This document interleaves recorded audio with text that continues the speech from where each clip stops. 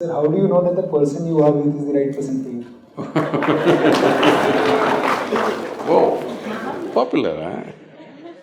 It once happened. Shankaran Pillai was at the family dinner, and when everybody settled down for dinner, he stood up at the table and announced, "I am going to marry Lucy, who's just across the street." I hope that's not the name. No, it is. Then the father said, "What? You going to marry Lucy? She has nothing. She's like a tramp. You going to marry that Lucy?" Mother said, "What? You going to marry that Lucy?" The uncles always pitch in this kind of matters, you know. Uncle said, "What? You going to marry that Lucy? Have you seen her hair?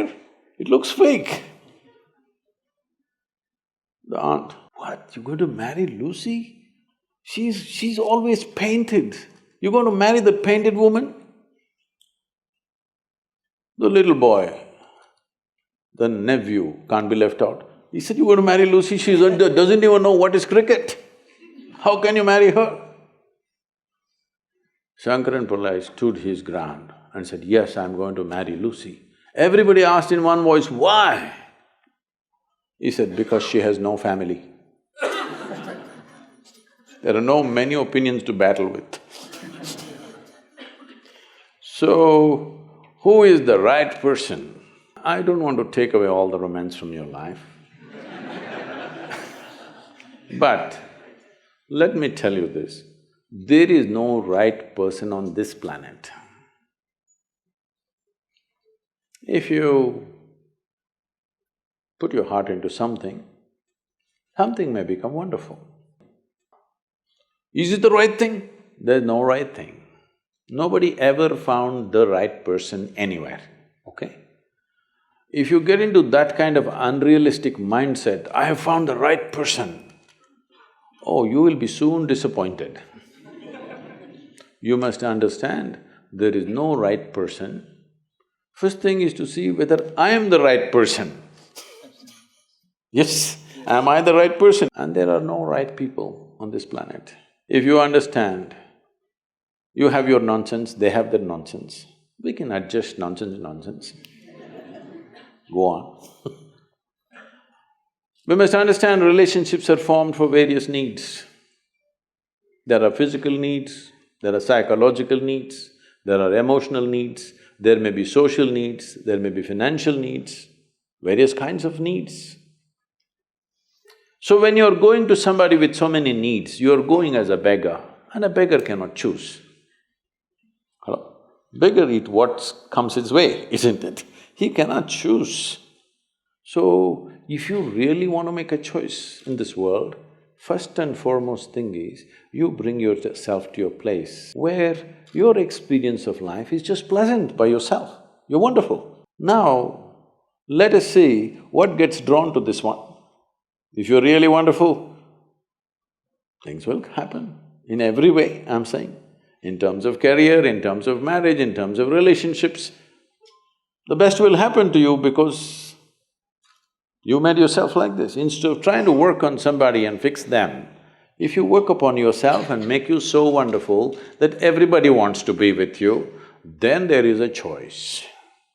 And this whole thing is an American thing, that there is a soulmate somewhere. God made just one more person just for you. But these days, every 2 years, he keeps making one more person just for you. Obviously, God is making too many mistakes with you. See, body needs a mate, understandable. Maybe psychologically also you need a mate, understandable. Emotionally you need a mate. A soul cannot need a mate. So soul doesn't need a mate, nor was some person made perfectly for you, okay? This creation makes all kinds of unique idiots. If you understand you are one kind of idiot and the others are different kind, you will understand their nonsense because you know you got your stuff. If you think you're perfect and God has chosen you and He's made another person perfect somewhere else, you're heading for a disaster, okay? There's no such thing. Even, people today, after 5,000 years, people are still adulating and worshipping Krishna as the greatest lover, but his wives are dead unhappy with the guy. Yes. So, you're not going to find any perfect person.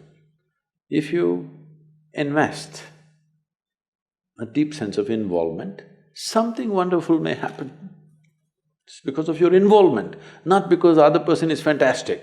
No. Even if you choose a fool, actually it's easy that way. If they're not stupid, why would they come to you first of all? No, I'm just being nasty. So, even if you choose a fool, it doesn't matter. If you involve yourself, it can turn out very beautiful. You chose the smartest person in the universe, it could be a disaster. So, do not think in terms of, whatever this made for each other nonsense.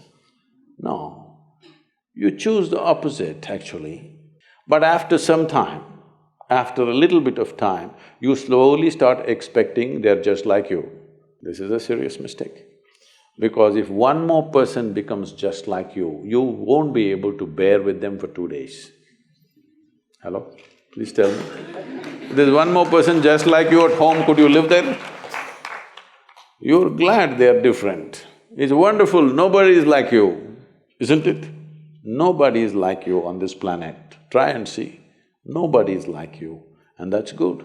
Don't look for sameness, not necessary. It's the difference which makes the…